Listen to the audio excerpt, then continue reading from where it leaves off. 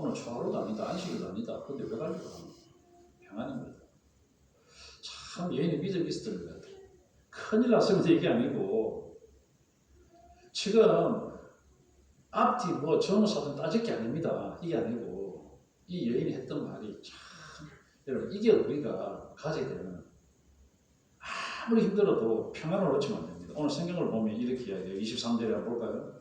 23절에 그 남편이 이르되 초하루도 아니요 안식일도 아니거늘 그대 오늘 어찌하여 그에게 나아가고자 하느냐 하는지라 여인이 이르되 뭐를 비나이다 평안. 자, 빌립보서 4장 6절 7절에 보면 아무것도 염려하지 말고 다만 모든 일에 기도와 간구로 너희 구할 것을 하나님께 말하고요 아뢰라. 그리하면 모든 지각에 뛰어나신 하나님의 뭐가 평강, 하나님의 평강, 하나님의 평안, 하나님이 주신 샬롬이 너희 마음과 생각을 마시리라 지키시리라.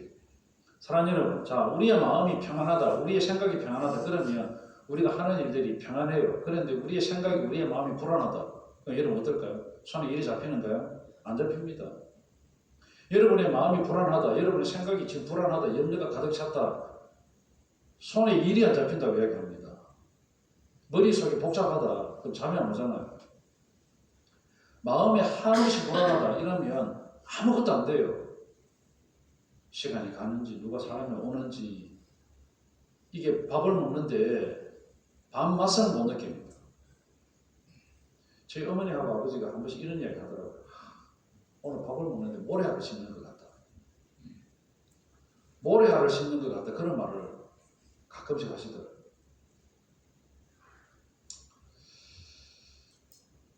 어머니 아버지 나이 정도 되니까 그 말이 무슨 뜻인지 다는 이해는 안 돼도 정말 조금은 이해가 될 때가 가끔씩 있더라고요. 모래알을 씹는 것 같다.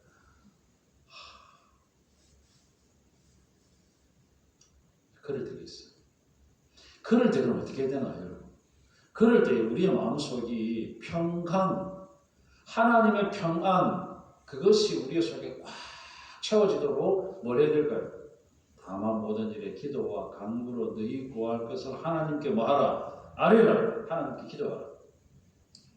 불안합니까? 낙심이 되는 상황이 생겼습니까? 염려가 됩니까? 걱정됩니까?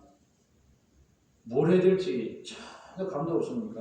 그럼 기도하면 됩니다. 기도하세요. 하나님 힘듭니다. 솔직하게. 하나님 불안합니다. 하나님 평강을 잃어버렸습니다.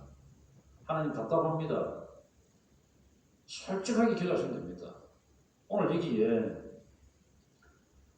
이 여인이 나귀를 타고 사원 하나 데리고 부천 달려갑니다. 한 번도 멈추지 않고 갈멜산까지 가버리니 갈멜산 멀리 있습니다. 갈멜산까지 수백 킬로가 돼요. 갑니다. 가는데 보니까 뭐 말 타고 오는 한 여인을 보니까 자기가 늘 그 집에 들렀다가 밥 먹고 그랬던 여인이죠. 대부분 알죠. 선양인 여인. 근데 갑자기 오자마자 이 엘리사의 발을 잡아요.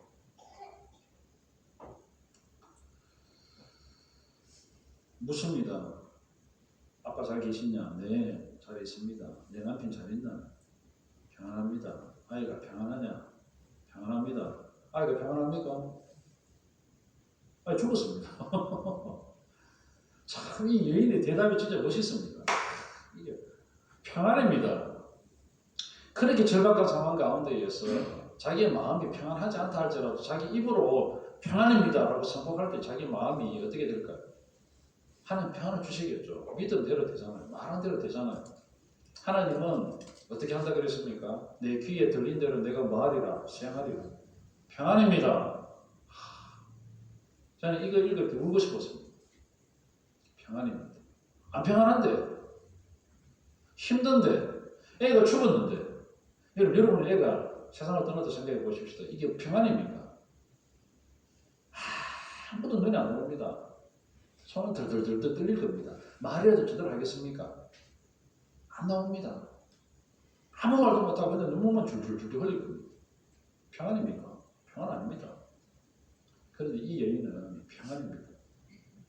남편이 말해도 평안입니다. 하나님의 사람이 말해도 평안입니다. 하나님 평안 안 주시고 베끼겠습니다. 하나님 평안 주셔야죠. 그러니까 이 여인이 말한 거는 뭐냐. 하나님 나는 이제 평안 안 하는데 나는 내 입으로 평안이라고 이야기합니다.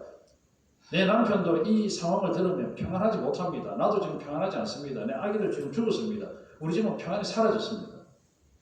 여러분 장례식장 가면 사람이 어떻게 세상을 떠나는 그 집에 가면 평안입니까? 아닙니다. 곡하는 소리가 들립니다. 울고 불고 난리 납니다. 평안이 없어요. 근데 평안입니다. 여기서 우리가 배울 수 있는 게 뭐냐면 자, 세상이 무너져도 그 평안의 주인공 대신 하나님 붙들고 살면 우리가 평안할 줄로 믿습니다. 하나님 평안을 주시는 거예요. 나는 평안합니다 라고 선포하면 하나님 평안을 주셔야 되는 거죠. 그렇잖아요. 왜? 내가 하나님 자녀니까. 우리가 다른 거 필요 없습니다. 오늘 저와 하나님 자녀잖아요.